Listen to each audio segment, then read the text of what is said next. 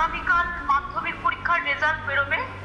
ডিটেলসটা মধ্যশিক্ষা পর্ষদ বলে দেবে কিভাবে কখন বেরোবে না বেরোবে ডিটেলসটা।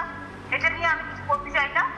আমার আগাম অনুরোধ রইল সকলের জন্য, যারা ভালো করবেন তাদের জন্য তো থাকবেই, আর যাদের রেজাল্ট হয়তো খারাপও হতে পারে তারাও মন খারাপ করবেন না। একবারই সব না পারলে নিশ্চয়ই পরবর্তী পর্যায়ে আবার চেষ্টা করে দেখা যেতে পারে।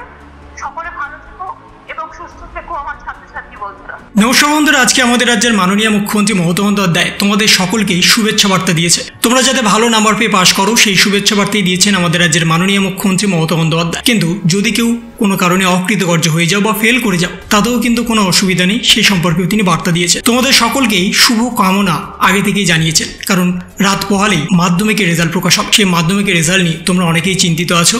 তোমরা ভালো নাম্বার পেয়ে পাশ করতে পারবে কিনা, আদৌ আমরা পাশ করতে পারবো কিনা সে বিষয়ে অনেকেরই এখন ডাউট আছে। কিন্তু সেই সমস্ত কিছুর পরেও মাননীয় মুখ্যমন্ত্রী মমতা বন্দ্যোপাধ্যায় তোমাদের সকলকেই আজকেই কিন্তু শুভেচ্ছা বার্তা দিয়েছে। কিন্তু এখন বড় প্রশ্ন হচ্ছে আগামীকাল কি হতে চলেছে, আগামীকাল আমরা কিভাবে রেজাল্ট দেখব, কখন রেজাল্ট দেখব এবং রেজাল্ট দেখার পরে কখন আমরা মার্কশিট নেব। প্রথমত 9টা থেকে হবে পর্ষদের তরফ থেকে বৈঠক, তারপরে 9:45 থেকে তোমরা অনলাইনে রেজাল্ট দেখতে পারবে। অনলাইনে রেজাল্ট দেখার জন্য তোমাদের রোল নাম্বার এবং তোমাদের ডেট অফ বার্থ এই দুটো জিনিস লাগবে এবং বিভিন্ন ওয়েবসাইট দিয়ে দেওয়া হয়েছে।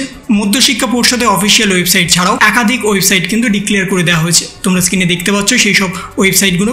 সেই সব ওয়েবসাইটের মাধ্যমে তোমরা কিন্তু নিজেদের রেজাল্ট দেখতে পারো। অনেকে যদি ভেবে থাকো যে একটা ওয়েবসাইটে আমরা দেখতে পাচ্ছি না তাহলে অন্য ওয়েবসাইটে গিয়ে কি দেখতে পারবো, কারণ একসাথে হাজার হাজার লাখো লাখো ছাত্রছাত্রী দেখতে চাইবে। সেই জন্য কোনো ওয়েবসাইট কোনো কারণে ক্র্যাশ হতে পারে বা কোনো ওয়েবসাইট কোনো কারণে লোড নাও নিতে পারে। সেই জন্য বিভিন্ন ওয়েবসাইট দেওয়া হয়েছে যাতে বিভিন্ন ওয়েবসাইটে ডিস্ট্রিবিউশন হয় এবং যাতে তোমরা খুব তাড়াতাড়ি নিজেদের রেজাল্ট দেখতে পারো। এবং তার সাথে আছে মোবাইল অ্যাপ এবং SMS এর মাধ্যমে। মোবাইল অ্যাপও কিন্তু প্লে স্টোরে আছে, সেই মোবাইল অ্যাপের মাধ্যমে তোমরা নিজেদের রেজাল্ট কিন্তু দেখে নিতে পারবে। এবং রেজাল্ট দেখার পরে সে ভালো হোক খারাপ হোক, বেশি নাম্বার কম নাম্বার যাই হোক, তোমাদের কিন্তু মার্কশিট নিতে যেতে হবে স্কুলে এবং সেই মার্কশিট কালকেই দিয়ে দেবে।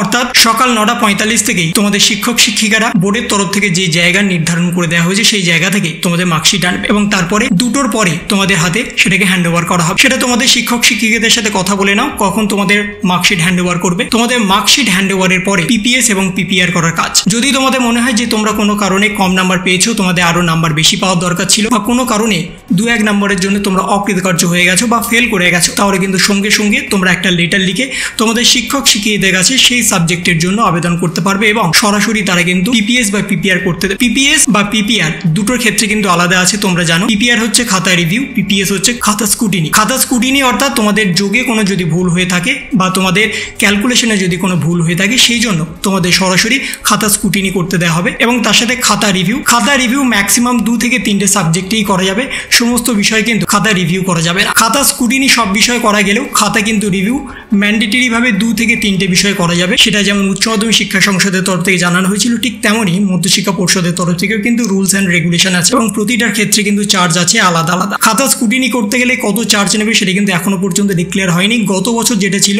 100 টাকা সেটা কিন্তু বর্তমানেও হতে পারে এবং খাতা রিভিউর জন্য যেটা ছিল 150 টাকা সেটা কিন্তু এবছরেও হতে পারে। এখন থেকে না নির্ধারণ করে আগামীকালকে যখনই রেজাল্ট পাবলিশ হবে তোমরা কিন্তু খাতা রিভিউ বা স্কুটিনি করতে দিতে পারবে। এবং এখন থেকে ভেঙে পড়ার কিছু নেই যে আমরা পাস করবো না, আমাদের কম নাম্বার, আমরা 12 নম্বর বা 13 নম্বরে অ্যান্সার করে এসেছি, আমরা তাহলে কিভাবে পাস করবো। তোমরা জানো সবাই প্র্যাকটিক্যালি নাম্বার কিন্তু স্কুল থেকে দিয়েছে, সেখানে যদি ফুল নাম্বার দিয়ে দেয়, তোমরা যদি 12 বা 13 নম্বরে অ্যান্সার করেও আসে সেক্ষেত্রে কিন্তু তোমাদের গ্রেস নাম্বার দিয়ে তোমাদের পাস করিয়ে দেওয়া হবে। গ্রেস নাম্বারটা ম্যান্ডেটরি ভাবে সমস্ত সাবজেক্টে সমস্ত স্টুডেন্টকেই কিন্তু দেওয়া হয়েছে, তাই গ্রেস নাম্বার নিয়ে কোনো রকম কোনো অবহেলা করা হয়নি। তাই গ্রেস নাম্বারের ভিত্তিতে তোমাদের পাস করিয়ে দেওয়া হবে। পর্ষদের তরফ থেকে নোটিফিকেশনে দিয়ে দেওয়া হয়েছে, গতকালকেও তোমাদের জানিয়েছিলাম যে সমস্ত ছাত্রছাত্রীদের খাতা সহানুভূতিশীলতার সাথে দেখতে হবে, কোনোভাবে কোনো কাটাকুটি করা যাবে এবং বেশি সংখ্যক ছাত্রছাত্রীকে পাস করিয়ে দিতে হবে।